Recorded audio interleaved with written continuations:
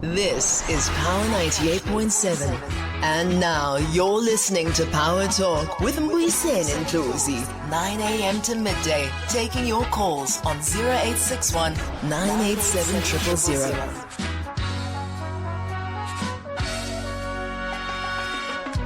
Welcome back indeed.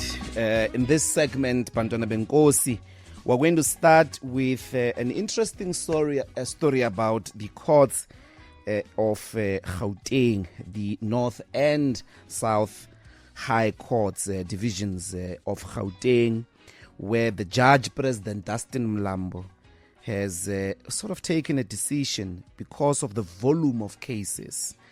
We are told that the cases are so voluminous that civil trial dates, civil cases in civil matters, that the trial dates are now being allocated as far ahead as 2031.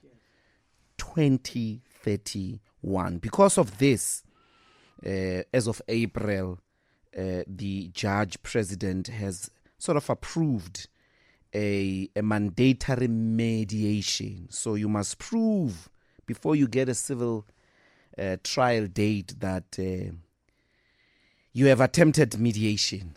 To speak to us about this is Mbekezeli Benjamin from Judges Matter, Research and Advocacy Officer. Welcome to Power Talk, Mbekezeli.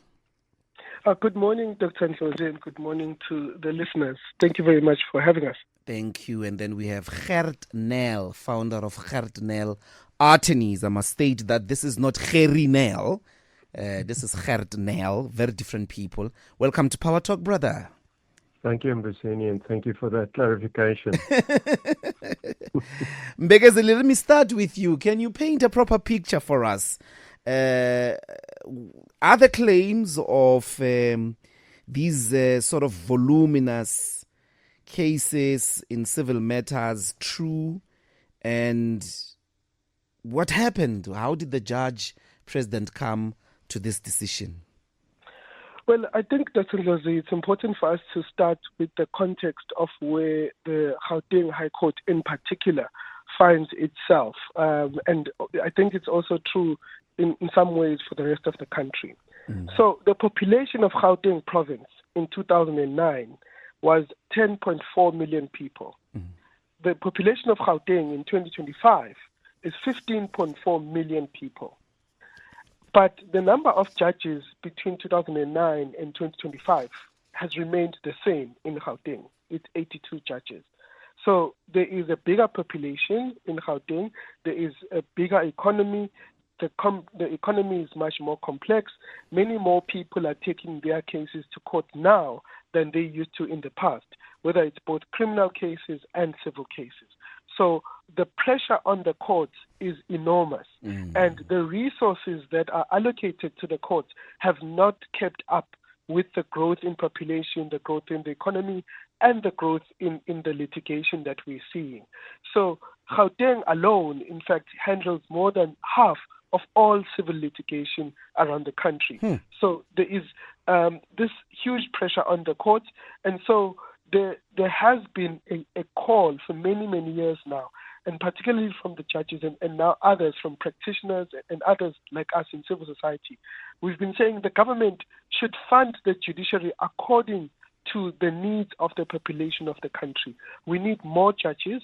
We need more court buildings, right? We need a fully fledged high court building in Palm Ridge, for example. Right now it's operating out of the Magistrates Court.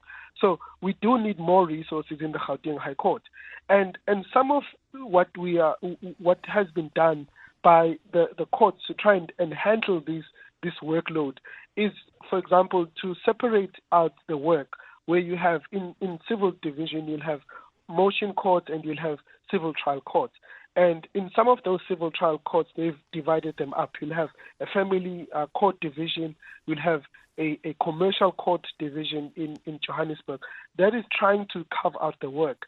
But when it comes to the civil trial role, and this is what we hear from the Judge President, that in the civil trial role, the majority of cases that you have there include the claims for motor vehicle accidents, so RAF claims, road accident fund claims. You have claims for medical negligence, which usually involve the MEC for health. You have claims of police negligence, which involve the Minister of Police. And those are the bulk of the cases. And then you have other cases like general damages, where people are maybe trying to recover money, or maybe someone is suing you for defamation for that matter. What about divorce? Divorce has its own specialized role, which is dealt with differently. Right? So it's not a civil case. It's not part of this backlog. So it is a civil case, but it is sort of they've carved out a specialized role for it. So each court division is divided according to roles. Roles, we can sort of think about it as lanes in a road, right? Specific lanes for specific kinds of work. So this decision does not affect divorces. The judge is not saying, before you come and get a trial date, you married people who are trying to divorce, demonstrate that you have tried mediation. So divorces and many family law related cases often do start with mediation. It's almost built into the system, where you do start with mediation and then some of it ends up in the trial role. But the main areas that are affected by the mediation directive by the Judge President are those that fall within the civil trial role, which includes RAF cases, medical negligence, police negligence. But how does this resolve the problem? If the problem is resources, more judges, more buildings, and so on and so forth, it seems to me that from what I have come to understand, by the time mediation happens is because of the pressure of the trial date. Yes. So if you take away the trial date, you are not going to have mediation. Yes, that is precisely why, in as much as we think that mediation can help in resolving the some of the problem, it doesn't entirely take care of the problem, because the resources issue is the big elephant in the room, that you need more resources. But also, where the mediation does sort of try to help is in the efficient use of those resources. Because what the Judge President is saying is No, Mbeki, I'm asking a different question. Yes. Shouldn't you actually allocate the dates of trial? Because that's what makes mediation sort of, the experience is people mediate, they reach a mediation resolution because of the pressure of the trial date.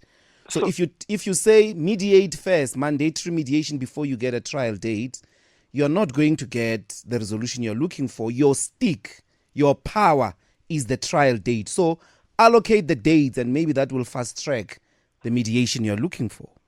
So let me answer you in relation to what the Judge President was saying. Is that, look, they have been allocating trial dates, right? And what they find is that more than 80% of those cases that have been allocated trial dates then get settled on the day when the trial is supposed to start. And what's wrong with that? So what is wrong is that the judge has prepared to hear a trial. 5 days have been allocated for a trial. That means if a judge has been allocated for that 5 days to deal with the trial, that means all other work cannot be done in that time because it's focused on the trial. And now, if the trial doesn't proceed, it's not that you can just automatically move people off. That is sometimes time wasted. So what is proposed now is to say, try and explore mediation where you can. Not try. It looks like he's saying you must. Mbuyiseni, can I maybe just come in here for a second? Yeah, feel free. And Mbekezeli, we beg your pardon on that. Of course. Yes, I must apologize, but this is on point. You asked the question, why are matters only settled on the day of the trial? That is purely because of a policy that the Road Accident Fund adopted in 2000, in terms of which they only settle matters that's got trial dates. So Mbuyiseni, you are on song in terms of why a trial date is so relevant, because the moment that you take it away, you take out the essence of the whole settlement procedure or the process dictated by the Road Accident Fund. If there's no trial date, you lose the advantage of negotiating a settlement with the fund, because at the moment there is no platform that you can engage directly with the Road Accident Fund. The percentage of matters that are settled with the Road Accident Fund directly is in the region of 2 or 3% of all the matters that are in the Road Accident Fund. So our concern is purely, if you take away the trial dates, that is the policy that the Road Accident Fund adopted.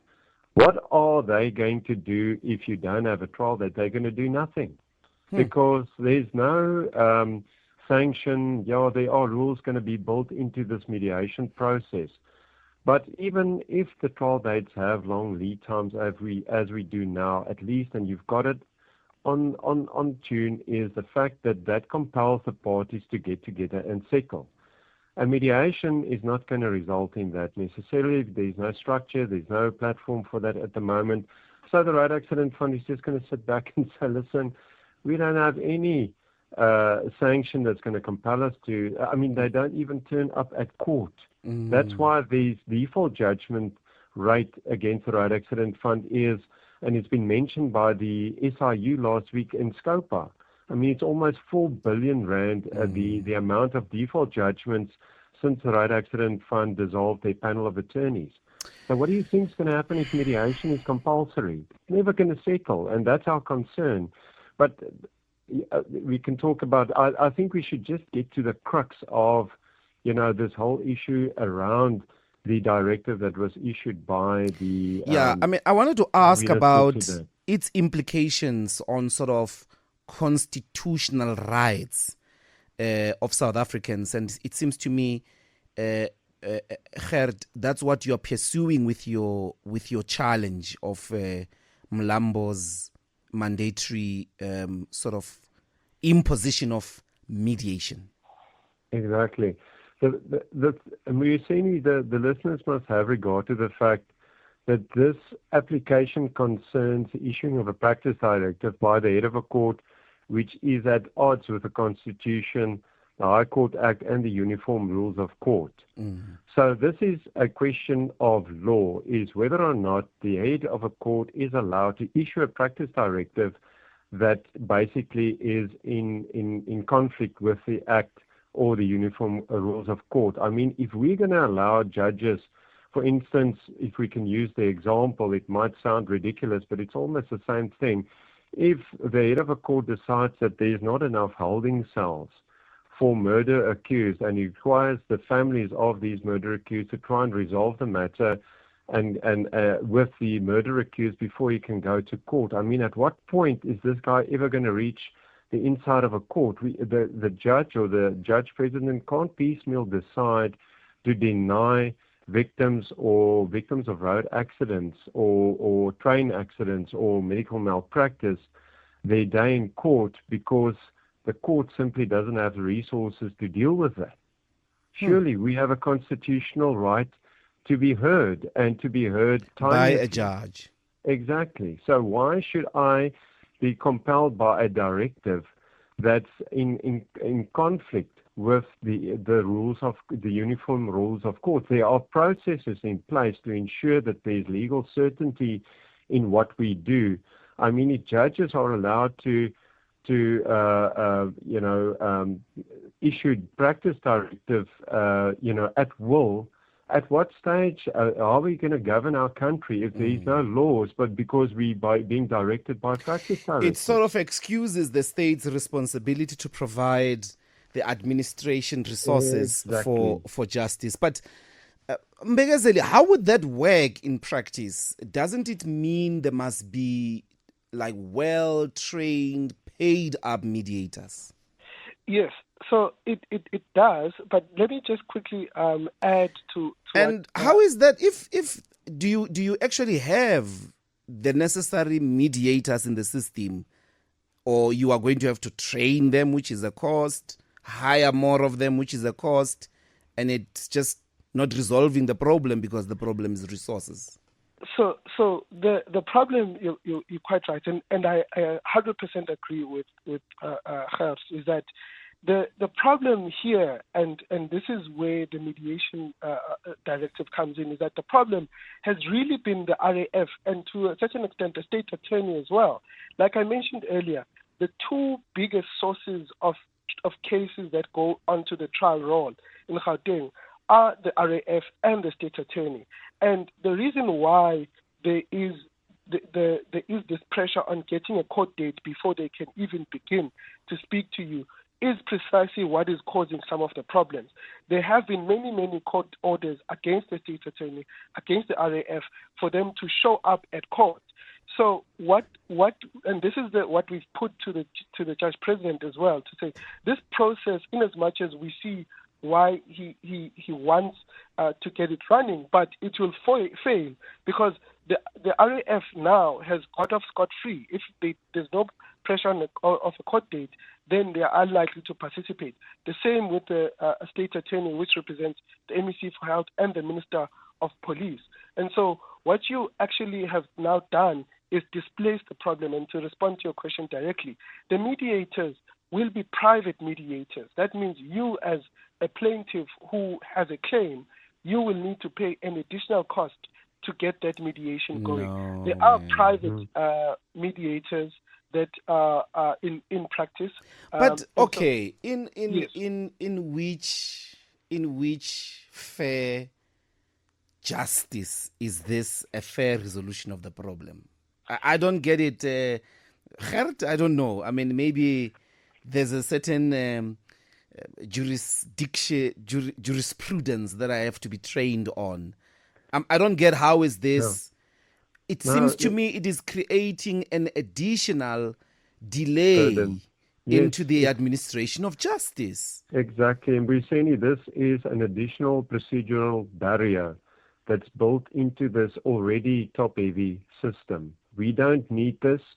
It is not lawful to require plaintiffs and victims of road crashes and other... because the point should be to fast-track me meeting a judge, to fast-track a sober, neutral judge that will be able to give a judgment that all of us can be satisfied. It's not, to increase more and more of barriers towards access to a judge. Exactly. All that the judge president, for all due respect, is doing is kicking the problem down the road. It's going to come back to the courts. There is an alternative solution, which I don't think whether they've exploited. I wasn't party to the discussions that the JP had with certain legal fraternity and bodies. But there is a solution that can easily be introduced into the system that will alleviate the court's burden, that will address the financial implications and the procedural steps that needs to be taken, especially in regards to RAF work, because that is essentially the biggest burden on the trial roads today is road accident fund. And there is a solution. It's been done in the 90s, and for some reason or another, it's been diluted to what we have today. So if we can resort to what we've seen in the 90s, direct settlement, which was what? Accident fund, it was a system in terms of which plaintiff or claims handlers at the Road Accident Fund were capable to settle and engage attorneys directly. They all had mandates and they could settle matters. My proposition is for the Department of Transport to order a policy in terms of which the Road Accident Fund is compelled to create, for instance, a settlement hub that can settle matters. If you're going the mediation route, the Road Accident Fund would have to employ many legally trained and experienced people to deal with mediation. I have to pay a private one. I can't take the one. Exactly. I can't take a mediator from the person I'm having a dispute with. Exactly. But we can resolve that. That's not even required. If the Road Accident Fund appoints legally trained and experienced people that can settle matters, that has the experience, they can engage directly. They can start working short term on the matters that are on the trial roll. Those matters are capable of being settled. I don't have to wait for 6 years to settle a matter. If a matter has been secured a trial date, I can settle it today. If I can find somebody at the front that is willing to settle the matter. And in the long term, my suggestion would be is to amend the Road Accident Fund Act to such an extent that there is, for instance, a designated tribunal to deal with road accident fund matters, and only if matters aren't settled at that point, then it's referred and certified and referred to the courts. So with the settlement hub, that top-heavy system can be addressed by the fund in-house, but then there should be a sincere movement and meeting of minds to resort to that. But my concern is it goes deeper than this. I think the Road Accident Fund simply cannot manage the voluminous settlements that would result, having regard to their financial implications. So I think there's a bigger argument here, apart or outside of this whole mediation issue. Now, I mean, obviously we need clarity from the Constitutional Court whether or not the judge president is within his rights to issue these directives to the extent that he does. But I think in the meanwhile, the Road Accident Fund and the people providing policy should seriously look into a settlement hub. That's the cheapest, quickest way that you can address this, and it takes the work away from the courts, and everybody's happy. Well, let's hope that I think maybe we have to bring in the political office bearers on this one. If the big problem is road accident funds, the court shouldn't have to handle and create more barriers with regards to access to justice, because justice is a fair judge. That's the point, Mbekezeli. I think it's fair the judge president or the constitutional head of the Constitutional Court could have met with the minister and said, this is the problem that we are having in the rolls. Can't we find a solution that does not make people have less access to the courts? But thanks both, Benjamin Mbekezeli of Judges Matter and Gert, founder of Gert Attorneys. Thank you very much, gentlemen, for creating time. Thank you, Mbuyiseni, and thank you to your listeners. Thank you. Thank you, Mbekezeli. Thank you very much, and thanks to the Power FM listeners. Thank you. It's time for the headlines here on Power Talk. It's 10:30, and we're going to get the headlines with Ndlozi Sihume.